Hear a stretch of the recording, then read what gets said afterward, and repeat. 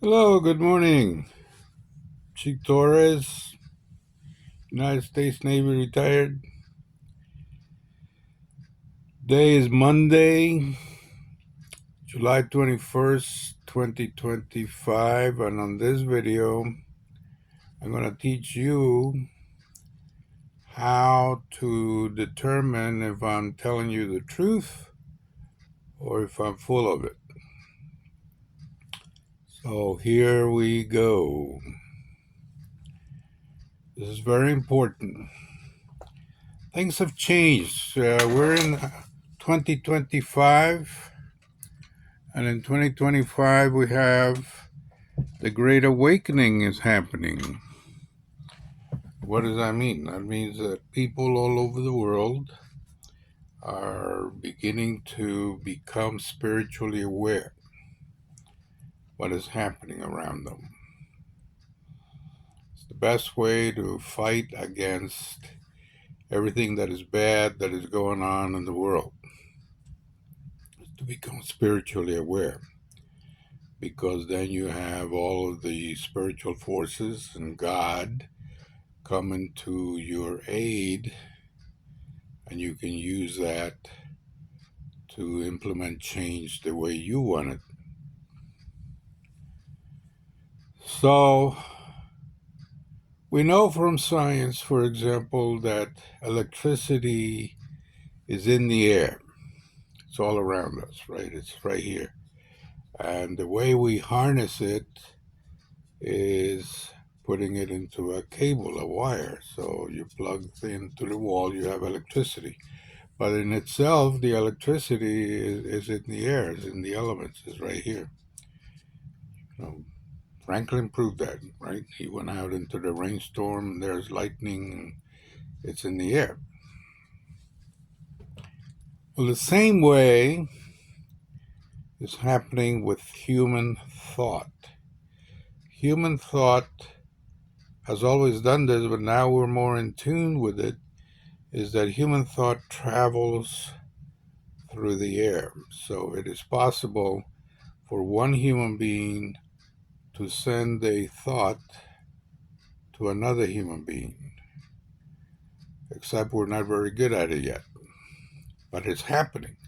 The thoughts are leaving, and other beings, other human beings, are receiving. So when I say something to you today, you're going to find that you already know this. This is nothing new. You already know it. And the reason is because it's all around you. All this knowledge is all around you. And you're simply becoming aware of it. So it is very important to note that you're becoming aware. You're awakening. That's why you're here. You're watching this not out of coincidence. It's because you're awakening. Today I want to talk about the solar plexus. Solar plexus, yeah, I'm sure one of you is going to Google it. It's right in here. It's at the end of the rib cage, where the rib cage actually unites. It's right inside, above the abdomen, above the stomach. It's called the solar plexus. In the chakras, it would be chakra number 3. There are other philosophies that you will become familiar with over time, and that's one of them. If you're interested in that. The solar plexus is the place where the soul goes into the body and comes out of the body. And we will cover that later on as a video totally dedicated to the soul. But just know that you are a spiritual being. You're a human being because you're spiritual. So let me just say this. We are human beings that don't have any souls. Pay attention to what I just said. We do not have souls. We are souls that have bodies. So in other words, all of us humans are human beings, are souls that are incarnated into these physical, tangible bodies. But we, what you would call the self, the person who you are, is spiritual. It's all spirit. It's a soul. So here in the solar plexus, you're going to feel whether or not what I just said is true. You're going to feel it, and you're going to know it. Very important thing about knowledge is once you know something, you cannot unknow it. It's there. You're stuck with it, whatever the knowledge is. So it is very important to understand that. It's a feeling of good. Sometimes when you're driving down the road in your car and you decide you come to an intersection and you're either going to make a right or you're going to make a left, and one of them feels really bad. If I make a right, I feel bad. And when I make a left, I feel good. And that is your solar plexus communicating to you, the physical human being, that going right could lead to an accident. But going left is going to be a nice ride. And you're going to do this in every aspect of your life, the good versus the bad. You're going to be able to discern it before you act, what is happening. But you must pay attention. And the more that you do it, the more you will find that this was true, and you will remember, oh, I had this bad feeling about doing this or doing that, or I had a very good feeling about doing this or doing that, and I went ahead and did something, and it turned out one way or the other, and you will call back and remember that you already knew. You already knew. You just didn't pay attention. So the key is to begin to pay attention, to stay tuned into the practice of if I'm feeling good about something or if I'm feeling bad about something, act on that feeling. This is true for contracts, it's true for relationships, true for a major purchase. You're going to go purchase a car. Should I buy this car or that car? Should I buy this house or that house? All of these things you already know. You already know.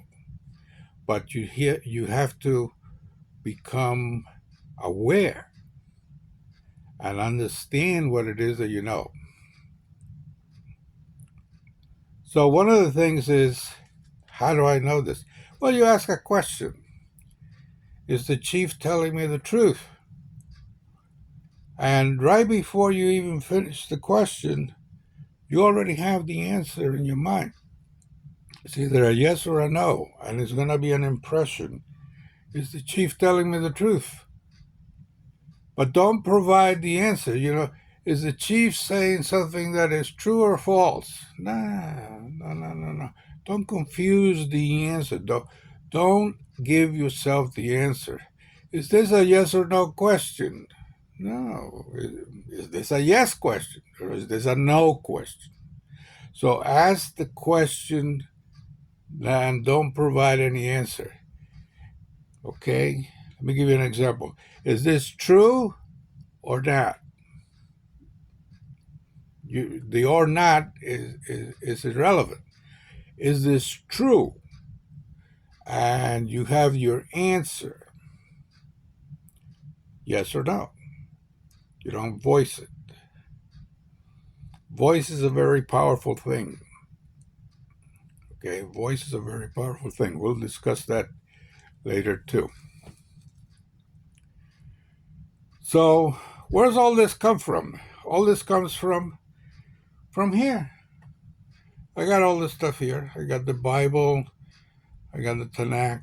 I have the Book of Psalms. I have Sohar. I have somewhere around here is the Koran. I have True Life in God, for those of you who have never heard of it. I have the Great Gospel of John, and many other books on God, right? Because if you want to talk about God, you have to know the literature. You have to at least read it. I'm not asking you to believe anything. You believe whatever you want. And it's not about religion. So we're not going to discuss whether one religion is right or wrong or one interpretation is right or wrong. I'm going to talk to you. And you are going to understand how to determine the answers to a lot of these questions. But of course, it helps if you are familiar with the literature. So I suggest that you go get yourself a set of books. Here's one of my favorites. It's called the Book of Psalms. All 150 Psalms are in here, and you pray them daily. You don't pray all of them daily, but you pray a whole bunch of them daily. One thing I want to show you, when you buy a Bible or the Book of Psalms, buy the Jewish version. It has the Hebrew letters in it. So it can be Hebrew English, Hebrew Spanish, Hebrew Italian, whatever it is, but it has to have the Hebrew letters in it. The Hebrew letters, just me showing you this Psalm 91 right here, your brain is immediately capturing those letters. And it is already making a difference in your soul. Because the soul can read Hebrew and completely comprehend it. The chief telling me the truth about that, or, you know, should I go find something else to do? You will understand later. What I'm saying to you is that the Hebrew alphabet is extremely important to your spiritual development. And we will cover that later on. But right now, I'm only showing you where the sanctum is. We're going to talk about the sanctum later, next. What is the sanctum? The sanctum is a place where you go and pray. The Master Jesus said, go into your closet and shut the door. The Lord told Abraham, remove your sandals because you are on holy ground. The Lord himself would take a boat and go out to pray. He would go into the desert. He would go into the garden. Okay? So, I'm being interrupted here, but go ahead. Okay. So, we have the sanctum. The sanctum is a place where you feel comfortable. Now, the sanctum works like this. Once you have developed the techniques, you can take the sanctum with you.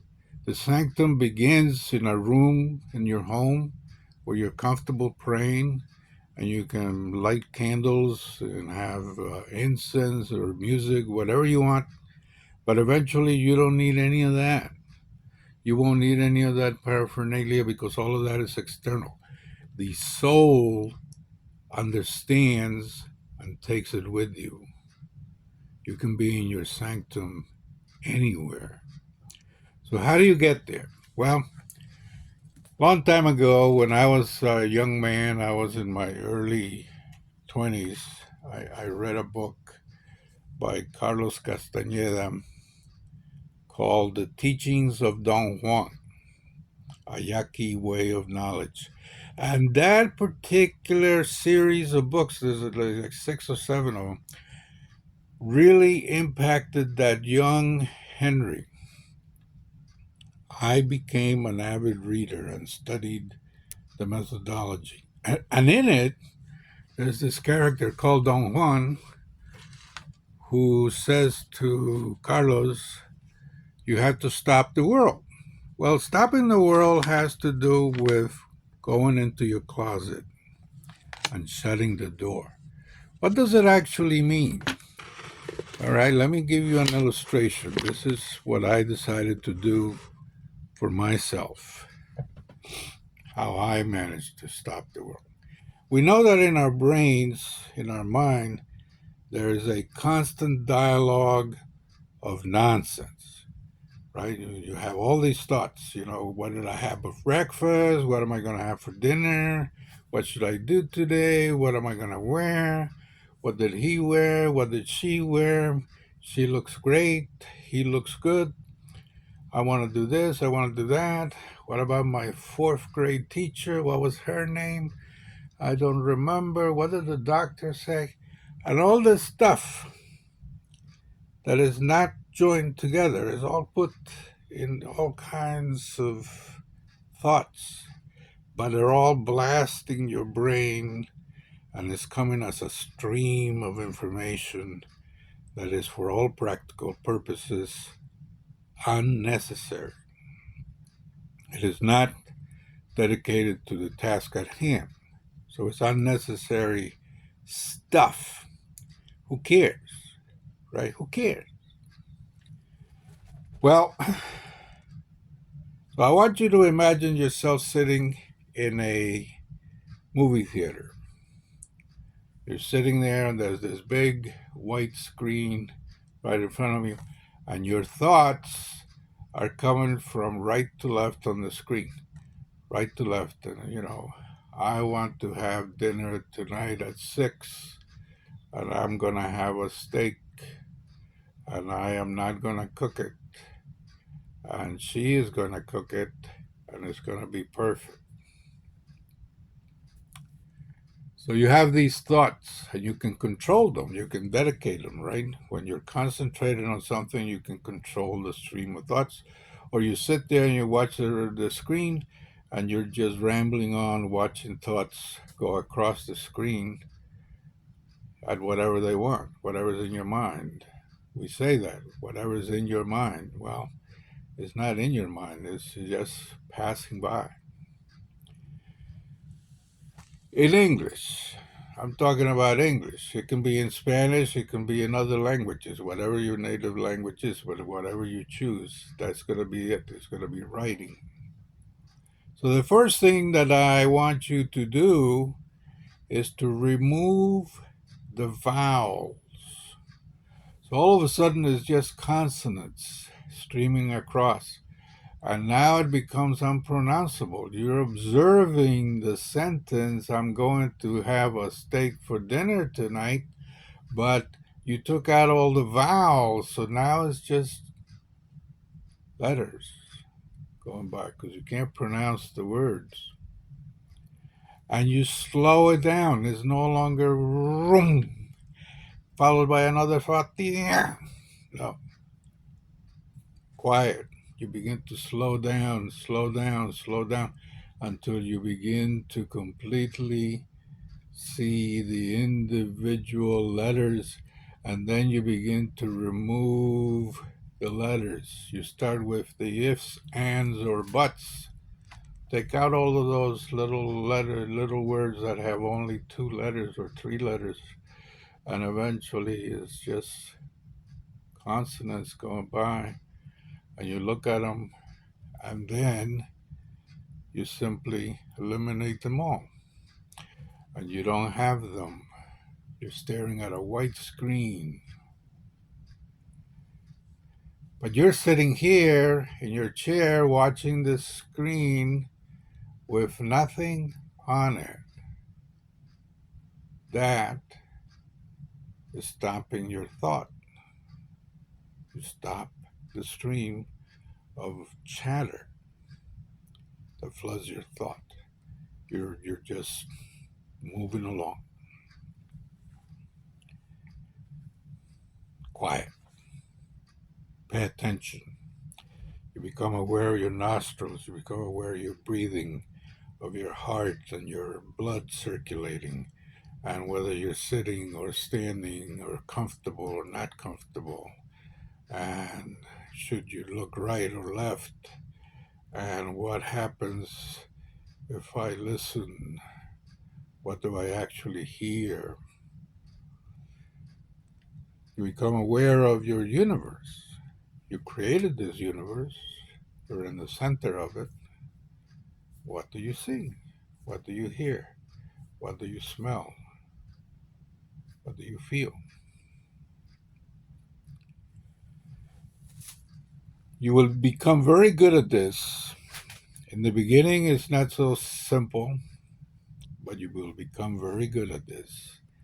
Much faster than I did. And one of the reasons is, like I'm saying, like I said at the beginning, thought travels.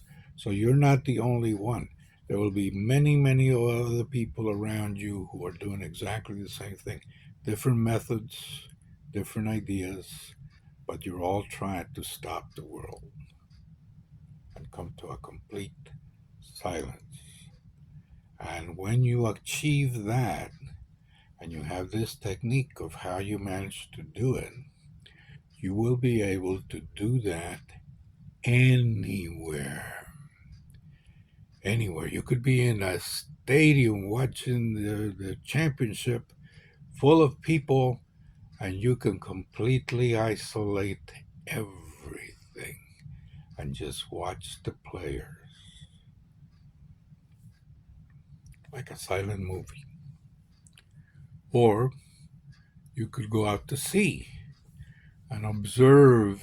If I'm a sailor, but you observe that there is the blue ocean, the horizon, and the sky, and everything is kind of like beautiful, infinite, all around you, all your reality. You could be in the mountains, wherever you observe. You are not thinking one single thought. You take it all in. So you ask a question. Who are you talking to? Well, at that point in time, when you achieve this, you're talking to God. God is influencing that conversation. You're right there. You're in the sanctum. You are in where Jesus said, go into your closet, shut the door, and pray like this. And what did he say first? Our Father who art in heaven. Well, that's exactly where you are. You are in the closet in the presence of the Almighty. So behave, think proper thoughts, ask the right questions, things that matter. Not give me the lottery numbers for this weekend. No, no, no, no, no. That's nonsense. You ask stuff that matters. How do I get rid of this cancer? Why did I get cancer? What's the point?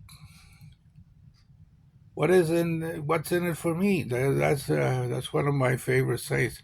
We're always thinking about WIFM, right? What's in it for me? Always tune into that station. Well, this is a perfect place to ask God that question. What's in it for me? Well, why should I do this? Why should I not do that? What's in it? What do I do? Well, how do I do it? Show me. Show me. Don't just tell me to go read this and follow some commandments. Show me. And God will. He will show you.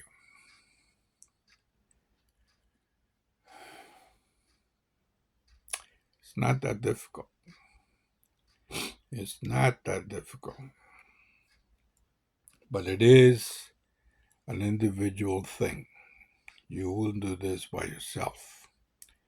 Don't bring anybody else along. This is an individual act. You feel your solar plexus, whether or not I'm telling you the truth, and then you go into your sanctum and you practice these methods, and you take your various books and you read them. You read them with the Hebrew letters. Whoops, excuse me. The Hebrew letters.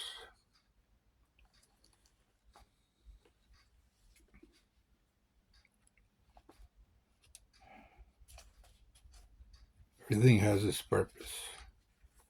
This is the tree of life. You will eventually understand that. That's what this is, the Zohar, the Kabbalah. Eventually we'll get into that. Kabbalah has some negative connotations from the past. Not anymore. Now, even celebrities are taking Kabbalah classes. You do the same. You always gotta have a teacher. Anyway, this is sort of like my first lesson to you. It went way past the 10-15 minute timeline that I like to stick to. But the reason is that I want to get in depth into some of these things.